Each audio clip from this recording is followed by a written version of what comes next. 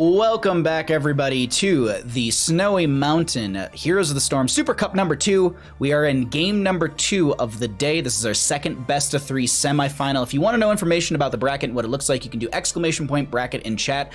But we are here to determine who's going to be going up against the members of VGM Gaming, who just won their best of 3 series in a 2-0 fashion. We'll see if the members of our Latin American team will be able to take this, or will it be the spicy Koreans making their way into the grand finals. We'll have to see here, as Battlefield of Eternity was the first map chosen by the members of, I believe, Team Alexander, so that means that FKC will be given first pick, first ban, and now they're considering what to ban here. It's going to be the ETC. They don't want to deal with his prowess and also the changes that came into them. Echo, I'm blanking on the name. Encore from level 13 got a buff recently, and we were discussing in chat. Roughly, I think it's like 9.2 seconds off of the cooldown when you hit an enemy hero with your face melt, or when the Encore speaker hits someone with a face melt. So you can get a lot of cooldown. We are rounding it up to roughly, say, 10 seconds of CD per hero hit. It's a lot of reduction. So getting rid of that makes sense because, well, Mosh Pit can go from a 2-minute cooldown to roughly a 60-second cooldown. That's not something I'd want to deal with whatsoever. Hanzo to be removed as well. Really, really good race potential. The members of FKC do not want to deal with them. Team Alexander are considering what they want to ban here. Getting rid of the Cassia already. Things like Sylvanas are a priority, also being able to lock down the towers and push things in further. Ana's a really strong healer. They could get rid of Greymane or Vala just to get rid of some race potential. Garrosh is a really strong threat as well, but they get rid of the Ana. There's a lot of different directions to go, and I'm curious to see, well, which ones they choose going to be exactly that Ana. Now, first pick priority coming out on the side of FKC. What do we get from them? Is it a Greymane? It's actually a Chromie. Chromie did have what I would consider her up-teenth rework in the most recent patch. It's not so much a rework as she just had more changes come into her, and it was a significant faction in my opinion. Thinking Blizzard cares about HOTS? Yes, they do. Activision might not. What is the ping for the Korean team? What do you think? Over 100 easy. It's got to be over 100. I mean, I'm a West Coast player, and I play most of the time I get Central, and my Central ping is like 70, 80 maybe. So it's got to be over 100 easy. Regardless, Yrel and Deckard to be grabbed on the left-hand side. We've talked about how oppressive Yrel can be in the solo lane.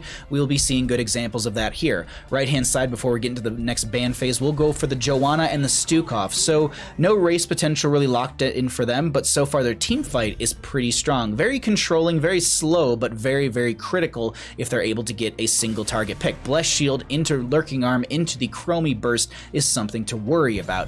Raynor was banned out on the left-hand side as they just don't want to deal with their sustained damage, also giving the enemy team a potential race hero as well. Not considering it for themselves. Now, this is a map where Artanis actually sees value in the solo lane because of the amateur opponent from level 1. We often see them grabbed, and then also they're grabbed for the solo lane, but they also grab amateur opponent at level 1 to be able to have race potential as well. So that could be something we see here.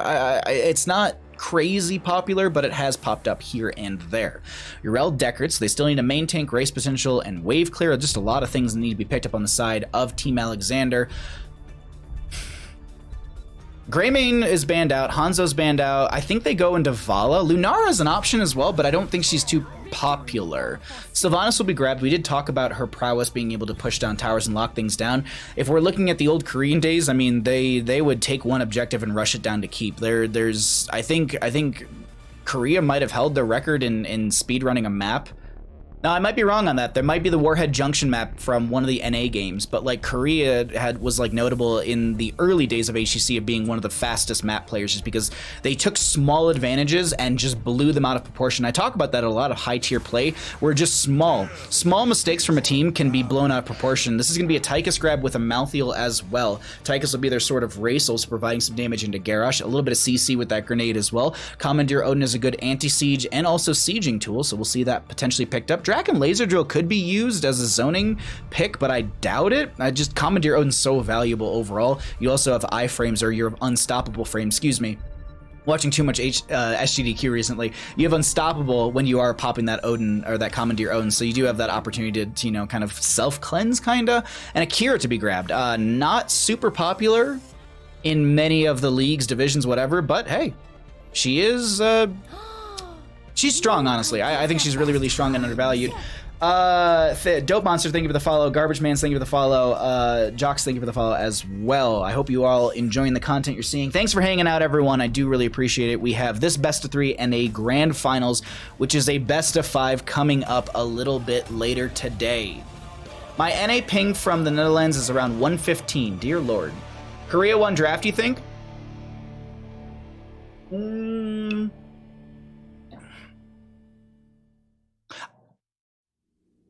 Excuse me. I almost had a coughing fit. You all know. I agree. I think Team Alexander has a stronger draft out of the two teams. The late game scaling is one thing that I'm not certain of for FKC. Like, I feel like FKC could, like, I think they really could take this still. Like, I don't think it's just like they won, it's draft, it's over, go next, but I think that Team Alexander does have a really, like, Deckard Kane, for example, just to begin with, is already an insanely strong healer. Not to just like, not to be like, oh, but like, you know, like whatever, they have Supercup, isn't it? But like, it's just Ruby at level 4 is just so strong, and you have so many people that want to like step up, so you should be getting Ruby value. Like Malthael, Tychus, Stukov, Joanna, you should be able to get at least 2 to 4 players hit by that Haraja Q consistently. Tychus might be the one that might bob and weave out of the way of that one, but regardless, I think this is just, it's super well drafted from both sides, but I kind of lean a little bit more into Team Alexander overall. The Kira, I'm excited to see quite a bit. I'm really excited to see how this Kira is going to shape up for them. Garrosh, Deckard, and Yrel enough to win. The other guys pick Joanna. It's not good enough right now. Joanna did have that nerf by 5 seconds on their trait, and that actually really hindered quite a few people. Like, a lot of people were just like, Joanna, not like unplayable, but like she went down in the meta just because of like how long it takes to have Iron Skin. When she uses her trait, it's done. Yeah, it could be that. It could be that, absolutely. So we're loading in slow and steady, but that's because we literally have 10 players from different regions. Plus we have 3 people in the observer slots. I'm on West Coast. There's someone else who I don't know what part of the United States they're on, and I know one other person in the lobby is on East Coast. So we are hitting all the different pings right now as we, I think we're about to get into game in just a second. We're just waiting on one more player to load in fully. Sorry for the delay, everyone. We just talking a little bit about this draft as well. I mean, people need to load the game from literal different countries. Cosmonaut, thank you for the follow. Glad you're enjoying the content you're seeing.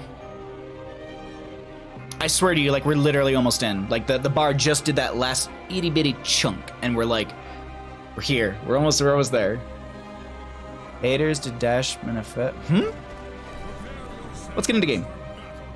On the left-hand side, we have the members of Team Alexander. We've got Spell or Tist on the Garrosh. Gondar is going to be on the Kira. Nitrogen will be on that Sylvanas. Lockdown on the Yrel, and Hyde on the Deckard. On the right-hand side, we get the members of FKC. Mini Dash will be on the Malthael. We have got dBlaNk, I believe, on the Stukov. Honey on the Tychus. SleepyBear on the Chromie. And Rockblin, I think it's Rockblin, is going to be on the Joanna. Oh, too far zoom. There we go, just setting up all of our vision and everything, and we are ready to go. Spell is going to be hanging around over here. Did I get the player vision? Yeah, I did. Okay, cool. This is what I'm talking about player vision wise. I just want to be able to see what these players are seeing, just to see the initial setup. Is they're going to jump over the wall. That's going to be Kira diving in. SleepyBear taking a lot of damage. They're going to blow them up, and that will be Chromie going down first. Gondar taking quite a bit of damage from Honey is going to be forced away as the Righteous Hammer came out from Lockdown as well. No one in top lane currently as Lockdown grabs a couple potions and will rotate towards top, and it seems like this will be our lane matchups. We have Malthael into Yrel, which is considered fairly strong, but without the Chromie for the few seconds here, they're going to try and use the opportunity to open this gate up further for themselves. And this is what I was talking about, little advantages and just taking those. They didn't get the full tower or anything like that. They popped Sylvanas' trait, but they still got siege damage. They still opened things up further for themselves.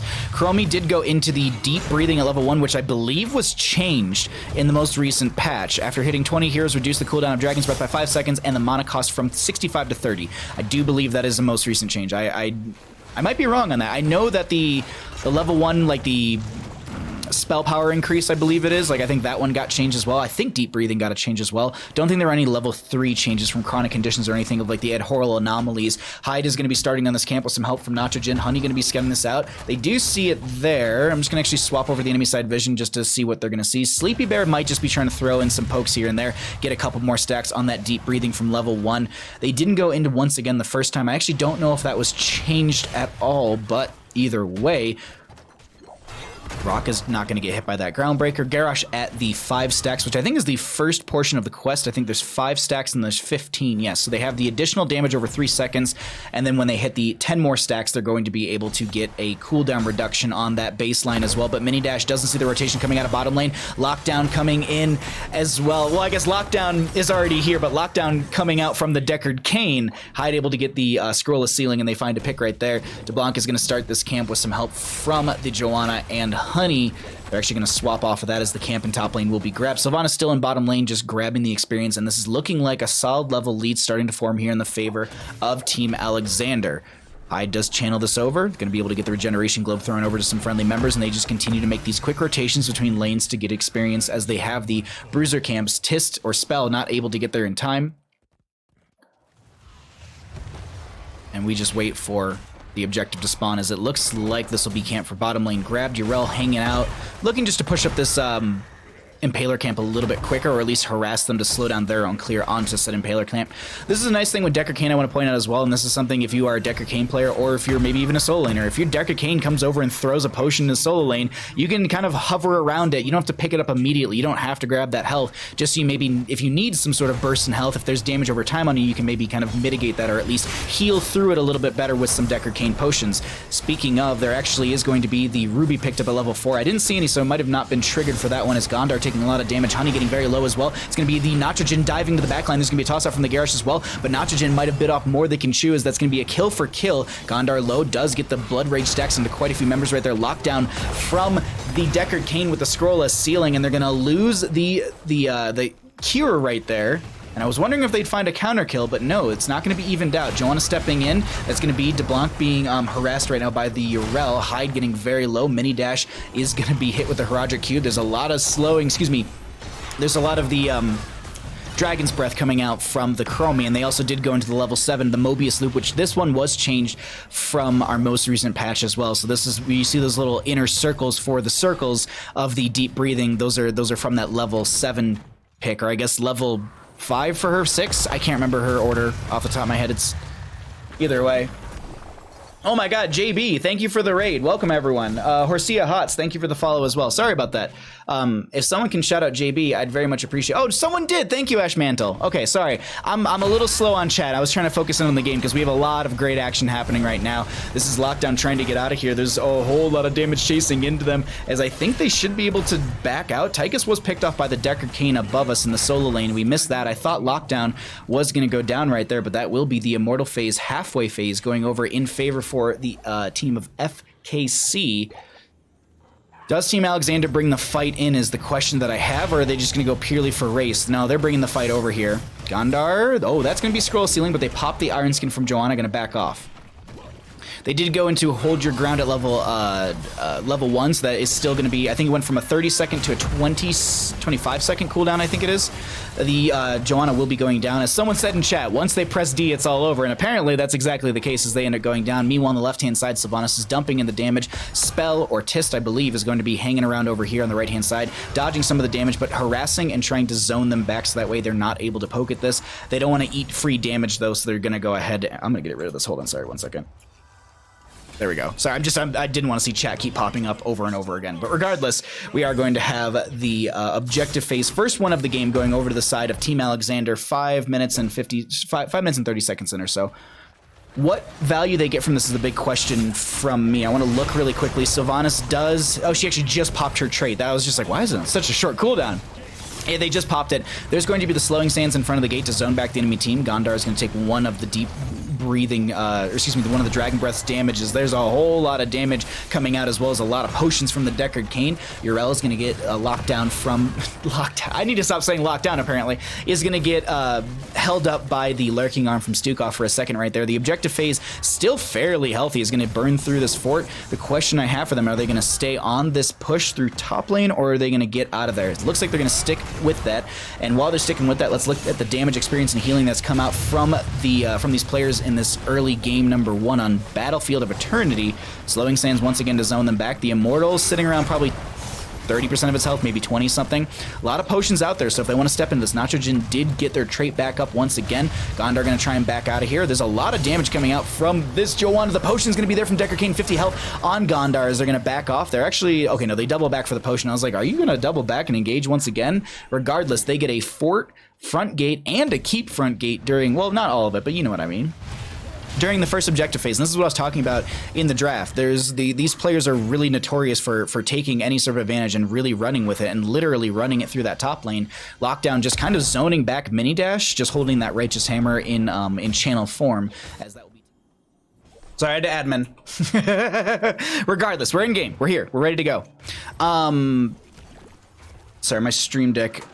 There we go. The rotation broke off at the last second right there. It's supposed to pull us back into the talents. Either way, we are here. We are in game. Once again, JB, thank you for the raid. And JB, thank you for the Twitch Prime subscription. Thanks for using that here and for supporting... thanks for supporting Bandit. What happened, 323? I don't know. They literally paused. They asked for a PP. Someone paused it. And then they said that they're good. And we went. And that's all the information I have. It might have been one of those things where like the mouse like freaked out or something, or they might have had like a simple comm issue and it just fixed immediately. And they just were like, let's get the pause, let's wait. And if they ask us, then we can explain it. But it was so short that we were already back into the game. So it don't matter. We're in it. We're here. We got 10s up on both sides. Nothing, actually unrelenting strikes for the Kira. Bless you, Team Alexander, for picking the fun heroic here. Final Strike's cool, but Unrelenting Strikes go burr. And honest to God, like I was talking about in the draft, like the Joanna wants to step up. Stukov might step up, and Malthea will be up there. So you have a kind of an AoE to really step into this enemy team, and even if you can step into the backline, you might be able to get Stukov and Chromie with it. So I just like the opportunity that it brings to the table for both these teams. 13 talents here slowly coming in favor of the side of Team Alexander. They do have a camp coming in through the bottom lane as we do have a fight starting to break out. Massive Righteous Hammer to throw them back. There's going to be a Groundbreaker. Ardent Defender's going to be used. There's going to be, I swear to God, I saw it started to be used. No, there's going to be the Unrelenting Strike coming out as they find 1, 2, 3, 4, 5 kills. All 5 members of FKC are going to go down. The camp's still pushing in through bottom lane. This is going to be objective phase, completely going over to the side of Team Alexander. And if you needed an example of why you need to take Unrelenting Strikes, that's it right there. Just get the whole enemy team to collapse into a tight corridor and everyone stand within range and just Unrelenting Strikes go burr. Dear Lord. I hope that there was like someone in chat who was like starting to type out like why Unrelenting Strikes is bad and why I should be talking about Final Strike, and then they saw that and they just had to go Control-Alt-Delete. Like, dang it. Everyone had a 5-man ult? Yeah, pretty much. Team Alexander definitely won draft, yeah. That was, honest to God, that was insane. So, second Immortal of the game, it's going to be coming in through bottom lane. I always like to point this out for anyone that might not know. Immortal mechanic works like this. It looks and says, which lane is more defended? Bottom lane, front gate, both towers, all intact. Top lane, missing the front gate and one of the towers. So it says that bottom lane is more defended or well-structured. We're going to go through there. Now, for me, I've been trying to figure this out because I don't 100% know. I think it's just random when it comes to if there's no keeps, if there's no structures in top or bottom, I think it's just random. So it just says, like, it flips a coin and says, I'm going this lane. lane, or it might consider what's actually in the lane itself unit-wise. Like if maybe top lane's up further, maybe it goes bottom for a slower push. Who knows? Regardless, 14 to 12 in levels, so 13 talent tier advantage inside of Team Alexander. The Immortal at about half of its health. Nitrogen's going to lock down the tower right there as they're going to push in further forward with this Immortal. They do still have half its health. It's going to be attacking from range, as you can see. Once it loses that shield, it then moves into melee range, so it's very difficult for a team to defend against something with this much health because the fact that they need to step into a Wailing Arrow coming out. That's going to be the dive in from Gondar as well. A lot of damage coming out. Stay a while and listen will be there. This is going to be a unrelenting strike, but it might have been a zoning tool as Tychus finds the grenade into them. This is not really looking good for Team Alexander. The Immortal now moving into core range. Honey going to be the new target. They're going to actually get a huge Righteous Hammer into the scrollless ceiling from Deckard Kane. This is going to be Honey getting burned down. Immortal dealing actual true damage to core right now. As the shielding has fallen down, Spell taking a bit of damage, needs to cycle out for a second. They want to spread out because obviously core has splash damage. Wailing Arrow, not Wailing Arrow, that's going to be so fun. It's using the Haunting Wave into the enemy team Hall of Storm, but it doesn't matter as that will be the game going over to Team Alexander. Unrelenting strikes go burr.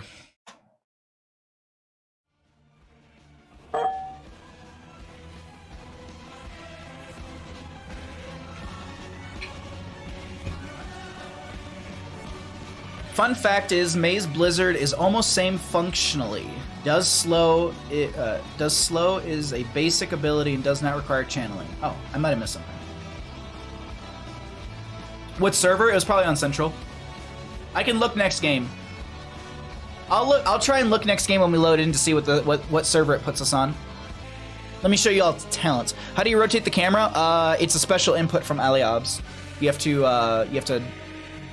It's explained on the website, but you just have to put in like 2 lines of code into like a notepad somewhere in your Blizzard files. Welcome back, everyone, to the Snowy Mountain. Excuse me, Chilly Mountain. Here's the Storm Supercup number 2. We are in game number 2 of our second best of 3 semifinal matchup. Will Team Alexander take a 2-0 and go to the grand finals up against VGM Gaming? We'll find out here on Alterac Pass for our game number 2. This will be the map choice of FKC, meaning first pick, first ban goes out onto the side of Team Alexander. 46, thank you for subscribing with your Twitch Prime. Enjoy your Asmapog, your Baja Rages, all of your cool new emotes that you just got.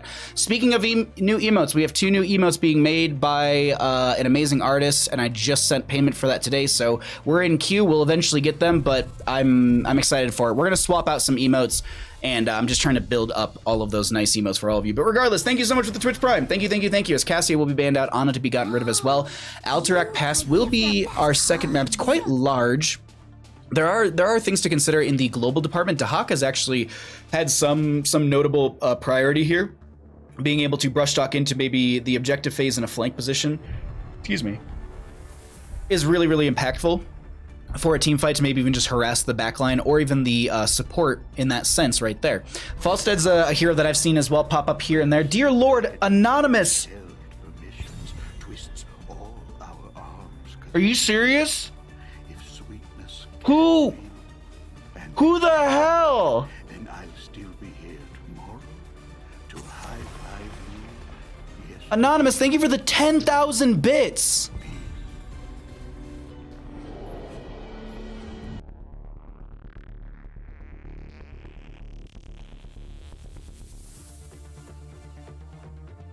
Good to see competitive HOTS again. Yeah.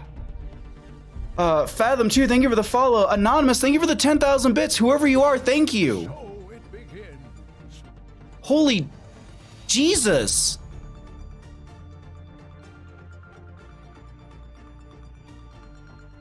I'm sorry, I've lost words. I've never had anyone give 10,000 bits before.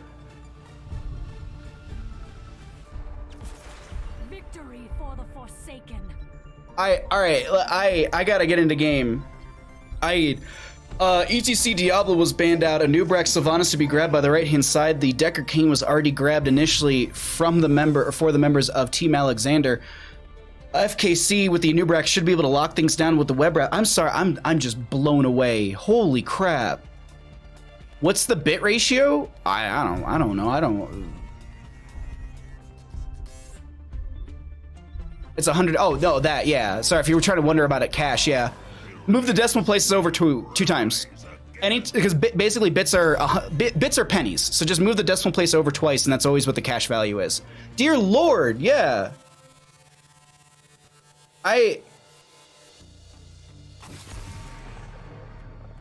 Thank you so much. Decimal places for the US, yeah. I guess if you're in EU, you move the comma over twice. I'm sorry, I'm so trying to focus. I really am, but my brain is mush. Thank you, Day, thank you. Kanye West is Anon. The idea that Kanye West watches my stream is laughable. Ektar, how you doing, bud? Okay, I'm sorry. Anonymous, once again, and I'll probably say it a billion more times, thank you so much for the 10,000 bits. I don't have words. I thank you so much. Whomever you are, you beautiful human being. All right, let's get into this. Deckard, Garrosh, Greymane were picked up on the left-hand side. We have an Ana, Diablo, Stukov band from Team Alexander. We've got a Cassia, ETC, and a Hanzo out from FKC who grabbed a Sylvanas, Uther, a Nubrak, and Kira. What are we going to see on the left-hand side? Is there any sort of priority onto the global with maybe a Dahaka or a Falstad? Gonna be Zul for more wave clear and Junkrat for displacement and poking. I actually really like the draft of Team Alexander, not Team Alexander fan club. That was from last Wednesday. From Team Alexander has such a strong draft right here, just because of the poke potential during the objective phase. You have so many good grenades with the Junkrat. You also have Gilnean cocktails. You have the spectral scythes. I really like that coming out from them. Aggression wise though, from FKC is really big. Like burrow charge in. You have the stun from Uther. Kira can dive in as well, and there's going to be the Dahaka as I was talking about beforehand. Really strong hero. I actually lean into FKC's draft a little bit here. Like, I'm not saying that Team Alexander has a bad draft by any means whatsoever, but holy crap, is just the aggression levels coming out from FKC is big. But I mean, you know what? Aggression levels are the same on the opposing side. I mean, really, like Greymane dives in, Garrosh pops Indomitable and runs in, like Zul locks them down. It's aggression-wise, it's strong from both sides. Oh, we hit the wrong button, everybody. Just replace Team Alexander by HGC Korea. It'll be easier. Yeah, it's true. Pog potential, yeah. I love you all so much. Thanks for supporting Here's the Storm. Thanks for supporting my channel and Bandit and I. I really do appreciate it. I just want to give you the best content that I possibly can. So thank you. Thank you for being here. Thanks for Chillrog and the Chili Mountain for letting us stream this. All that good stuff. Thank you all. I really appreciate all the support and everything. You're all just too kind. You're all too great. You're all too kind. And thanks for being here. Thanks for just enjoying and supporting Here's the Storm, the thing that I love and care about so very much. I just want esports to exist, and you can laugh and say HGC, you can say all those comments, and I'll probably laugh with you, but like we can still make things happen. It's not gonna be as big as the HGC, and we don't want it. Like, it doesn't have to be. It can be as fun as this is, and maybe it needs to be like that. Who knows? Either way. Let's go ahead and get on in to game number 2. On the left-hand side, we got the members of Team Alexander, up 1 in our best-of-3 series. Nachojin on the Greymane, Lockdown on that Zul, Gondar will be on the Junkrat, Hyde on the Deckard, and Tist, or Spell, on the Garrosh. On the right-hand side, we got FKC, who are trying to take us to a game number 3. Mini Dash on the... Dear Lord. On the Dahaka, SleepyBear is going to be on the Kira. Honey will be on that Sylvanas. Rockblin is going to be on the Anubrak, and dBlaNk on the Uther. Let's get into mid lane, check out our level 1s, and check out our first engagement. Oh my god, look at all those Here's the Storm emotes. Those are perfect. Holy crap. Look at those. The salt, the potato, everything. It's just perfect.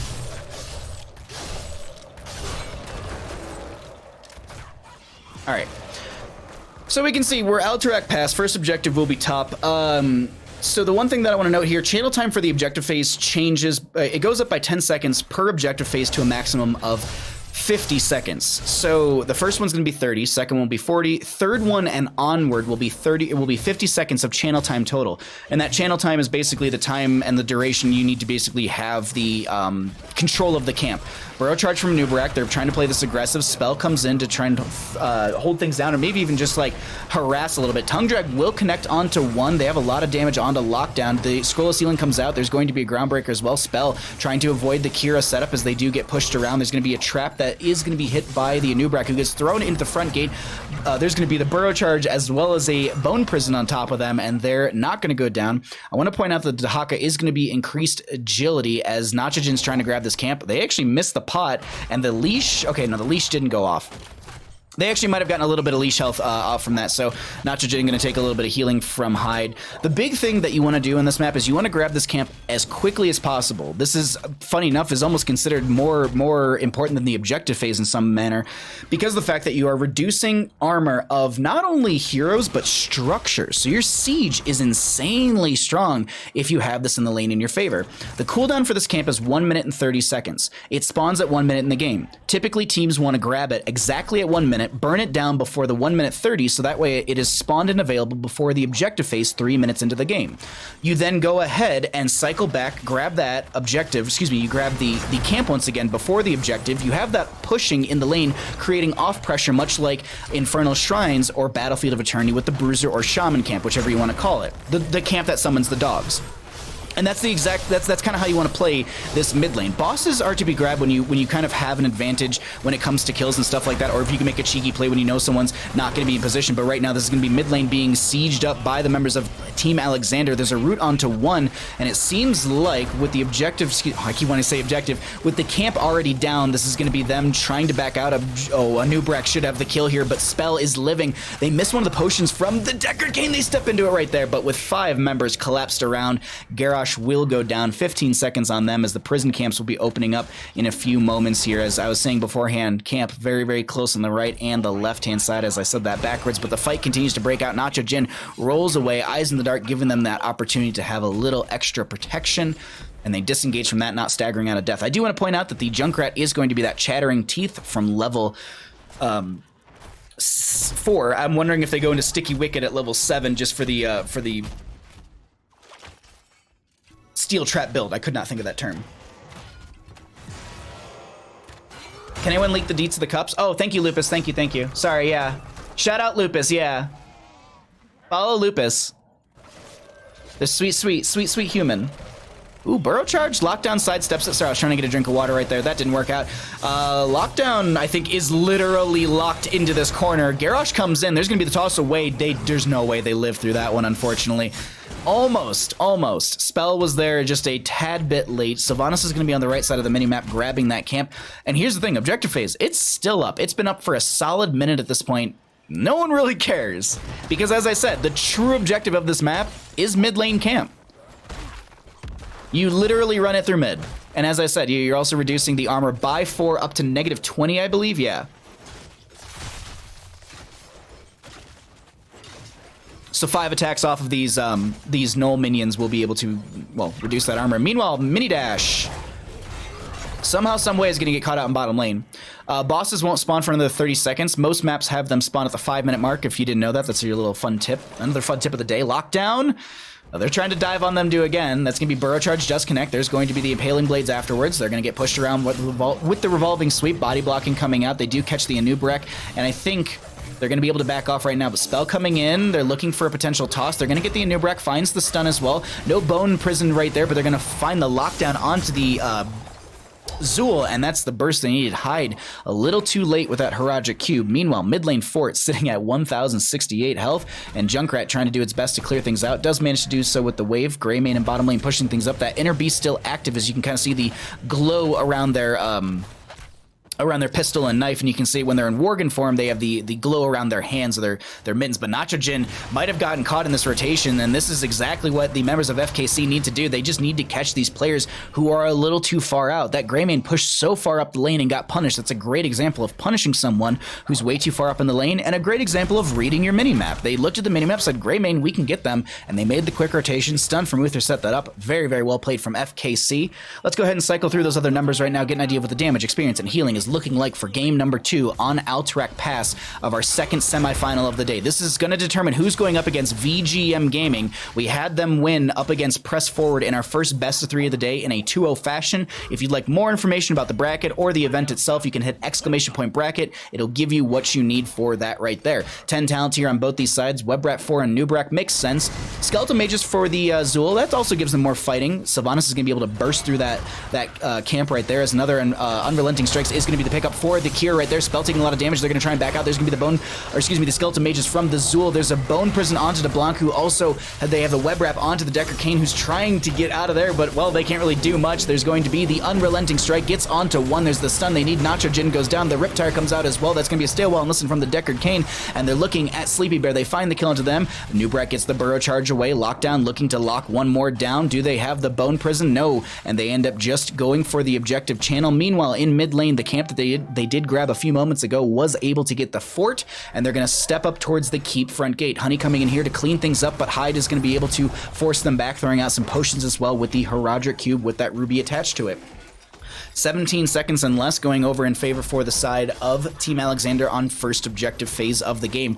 We are 7 minutes in and we are just now getting to the first objective. These will be spawning, actually, might not actually be coming out as Tist is trying to stall things out. They're collapsing around Tist. There's going to be a great Warlords challenge. Unfortunately, they all still are hitting them even to begin with, and they will go down. Hyde just trying to throw out some potions. Oh wow, it's a wonderful scroll of ceiling. Do they have enough damage to get a kill? Doesn't look like it. They are trying to go for the channel, but they're being interrupted. Zool is potentially literally locked down as there is the isolation. So much thrown onto them. They need to walk backwards, but they can't because they're just chain CC'd. Zool goes down. Web Wrap just now ending. There's going to be the concussion mine to stall things out. Oh, they don't get the stall onto the objective, and with the Zool stalled or staggered out for the next 14 seconds, I think this might be first objective going over to the side of FKC as Greymane's maybe trying to step in here. Hyde coming for it as well. Riptire will expire. They do get the stall on that objective channel. There's going to be Garrosh back in here throwing some people around. That's going to be Nubrak Burrow charging out. Cleanse comes out onto them as well, and 6.8 seconds left on the channel on the left hand side and 4.6 on the right. They are going for this right now as Hyde has the initial channel, but there's too many of the jailers around to stall things out. Mini Dash coming in as well, does have that enhanced agility from level 1, is about halfway through the stacks onto that one. Not fully enhanced, but still enhancing as they do go along, because I believe you get those, you get the quest completion as it goes along. You don't get it as it finishes, if that makes any sense. There's a Warlord challenge mid-air. They don't get the kill onto the Anubrak. So much is being used right now. There's going to be the Unrelenting Strikes. It doesn't hit anybody. Everyone's able to disengage away. They throw some potions in right there. That's going to be the Web Wrap onto the Garrosh. Greymane is going to try and burn through that, but also, you know, they're going to pick up some of those potions. They want those, and it looks like they forced them back. That engagement continuing on for what felt like forever. Now, objective, first one of the game, going over to the side of Team Alexander. The one thing I wanted to point out is that the objective will spawn per, it scales per minute, I do believe. So this should scale by the 9 minute. I'm not sure, because it basically was like 8 minutes 59 when the little blue bar on the right hand side popped up for us. So it could be scaled to 8, it could be scaled to 9, but I think that's just a little, it's a tad bit of a difference. Regardless, Team Alexander looking to make maybe another quick game over here. I think first game up against FKC on Battlefield, which is what we just saw, was a 12-minute game roughly, and we are 9 minutes 30 in. They have the objective coming through. They are in mid lane. Riptire coming out. Excuse me, no, that's just objective coming out. There's going to be a Warlord challenge in the back lane. There's going to be a toss out from Garrosh as well. Concussion Mine throws the Haka away as they find the kill onto the Anubrak. I believe there was a go for the throw, as it is on just about a full cooldown. Riptire going to be almost zoning back the enemy team. They're just looking for the burst damage potentially here as it's slowly losing its timer, and that is Dahaka going down. SleepyBear getting low here. They do use that to get some damage onto SleepyBear, almost finding the kill onto them. Heals coming out from dBlaNk as well, but this is mid lane keep going down. Zool going into bottom lane to speed things up and push this in as well, as I think they're looking for double keep off of this.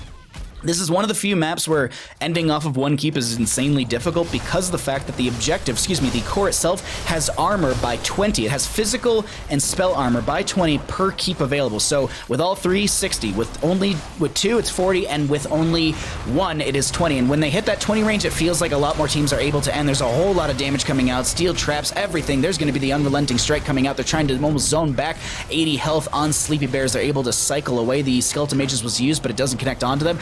Keep is getting low here, just below 0.5%, as it's actually entering into basically like an eighth of its own health bar. Toss away from Garrosh. Nacho Jin very low. They're going to try and get some damage from the Skeletal Mages, but they're not able to do so. There's going to be a huge grapple onto Nacho Jin. They should get pushed around. The healing from Hyde won't be enough, as they have no mana, and the objective phase ends as Gondar does sidestep the damage. They're going to try and get the Concussion Bite out of here, and they managed to do exactly that. 16 talents here. Oh, mini dash so very low, but they don't want to thirst the kill, and they just back off. Gonna mount up, and now bottom lane keep did go down to the Reaver minions that are over here. These Reaver minions are basically the catapults on this map, and as I was talking about beforehand, here is going to be your physical and spell armor. It is going to be 28 in, well, as opposed to the enemy core, which is going to be 60. Obviously, you'll never fight it at 60 because you can't end the game with no core down, or no keep down, excuse me. Whew. These technical details, thank you. They're crushing the mid lane. Bottom lane boss to be grabbed right now. It is even Talontiers, but they won't make the rotation in time, and they also have a concussion mine on the ground as well. Steel trap, yeah. The zoning tools coming out from Team Alexander very, very strong here. And with 16 Talontier, this is one thing I'm curious about. They play this super, super aggressive, hyper aggressive, if you will. Most teams at this point would say, we got 16, let's go get second boss.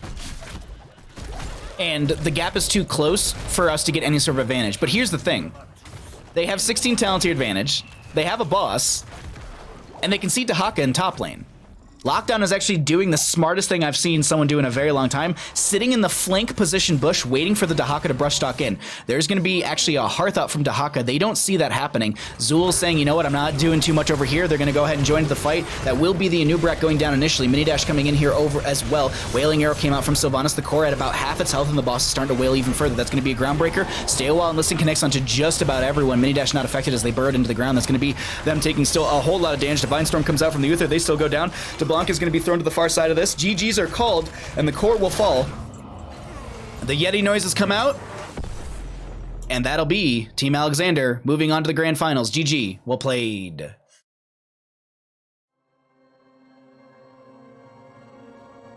Not only does keep have to be down, but you need keep and fort. Yes, exactly, yes. I actually casted a game. I want to say I casted a game a couple days ago. I think it was on Tuesday, where literally... Yeah, it was a brawl, and the Gilly Shark sent me a Juice Pirates where they Juice Pirates on Lost Cavern. They Juice Pirates to the keep, and then the entire time in the castle is like, you have to take the fort down too. So they take the keep down and then just Juice Pirates to the fort. It was just the most crazy thing. They didn't win. Spoilers. Well, with that, we have our grand finalists. We have Team Alexander going up against VGM Gaming.